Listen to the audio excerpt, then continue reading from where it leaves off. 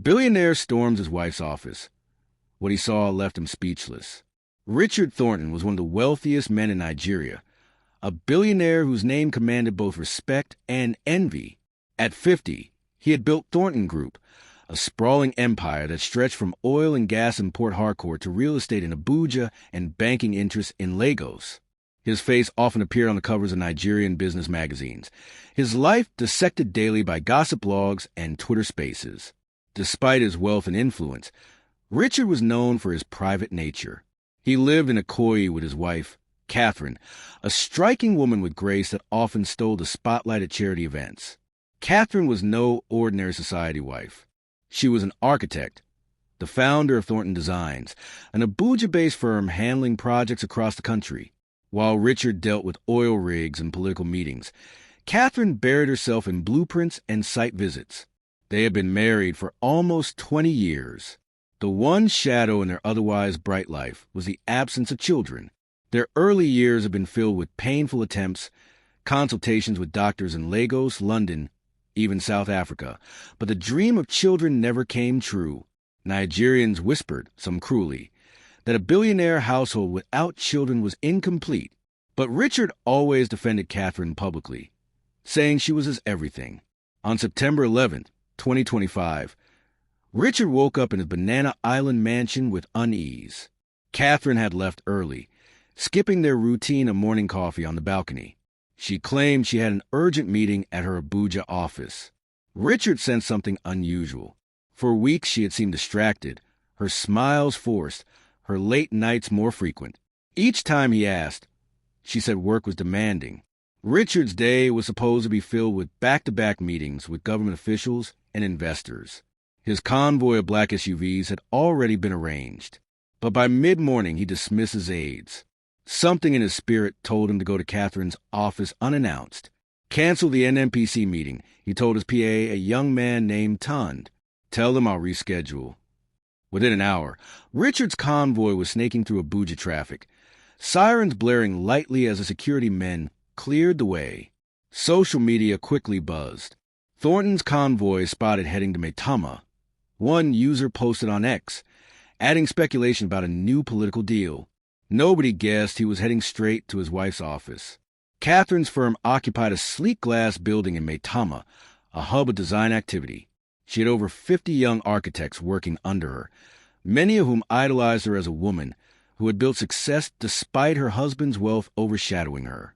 When Richard stormed through reception that morning, whispers spread like wildfire. Staff peeked out cubicles, stunned. The billionaire rarely visited. "Good morning, sir," the receptionist stammered, almost standing at attention. Madam is in her office, but she asked not to be disturbed. Richard's jaw tightened. "She'll want to see me," he said, and marched down the hallway. He pushed open the polished wooden door without knocking. What he saw rooted him to the ground. Catherine stood near her desk, her eyes wet with unshed tears. Across from her, on a chair too big for his tiny frame, sat a young boy. He was about 8 years old, his uniform slightly oversized, holding a drawing pad in his lap. The child looked up at Richard, startled, his large brown eyes carrying a strange familiarity that shook the billionaire's heart. "Richard," Catherine gasped, her voice trembling. "What are you doing here?" "I should be asking you," Richard said, his deep voice filling the room. His eyes remained fixed on the boy. "Who is this?" Catherine froze. The boy fidgeted with his sketch pad, clutching it tightly as though it was his only shield. Richard stepped forward, his pulse racing. He was a man who had faced boardroom wars and hostile takeovers, but this scene pierced deeper than any of those battles. "Catherine," his voice hardened, "explain this." The boy whispered, "Mummy," and Richard's world seemed to spin. Catherine quickly knelt beside the boy, stroking his shoulder. "It's all right, Daniel," she murmured. Then she turned to Richard, her face pale. "His name is Daniel. He's my son." The words exploded in the billionaire's mind. His son? A secret child? Headlines flashed in his imagination. Billionaire's wife hides child from him. He staggered, gripping a chair for balance. But Catherine raised her hand. "Not my son by blood," she said urgently. "By love. He's an orphan, Richard. I've been visiting an orphanage in Garkey for months. I met Daniel there. He reminded me of us. He's gifted.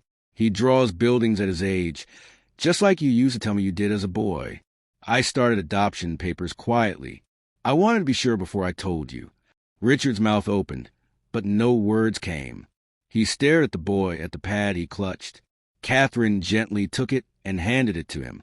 The sketch was of a tall building, a skyscraper with gardens on its roof. It was crude, childlike, but undeniably creative. "You drew this?" Richard asked softly. Daniel nodded, his small voice barely above a whisper. "Yes, sir. I want to build houses when I grow up." Richard's throat tightened. In that moment, he saw himself years ago, a poor boy in Abaddon, sketching buildings on scraps of paper before destiny lifted him into wealth. Catherine spoke again, her voice breaking. "I want to surprise you. I know how Nigerians talk. They'll say we're desperate or that he's not really ours. But, Richard, I felt something when I met him. I knew he belonged with us. I was afraid you'd say no if I told you too early." Outside the office, whispers grew. Staff exchanged knowing looks. Some had already typed short messages to friends. Olga just stormed Madam's office.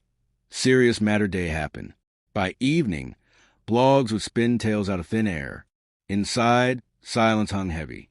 Richard crouched so he was eye level with Daniel. "Do you like football?" he asked suddenly. Daniel's eyes lit up. "Yes, I support Arsenal." Richard chuckled, shaking his head. "Ah, that's trouble. In this house, we support Chelsea." For the first time, laughter rang in the office. It was small, but it broke the tension. Catherine covered her mouth, relief flooding her face. Richard turned to her, his eyes softer now. "You should have told me, Catherine, but maybe God has sent him to us." That afternoon, the billionaire who commanded empire sat quietly with a small boy, flipping through sketches of towers and bridges. Catherine watched, tears finally rolling down her cheeks. For years, people had mocked their childless marriage. Now maybe that chapter was ending.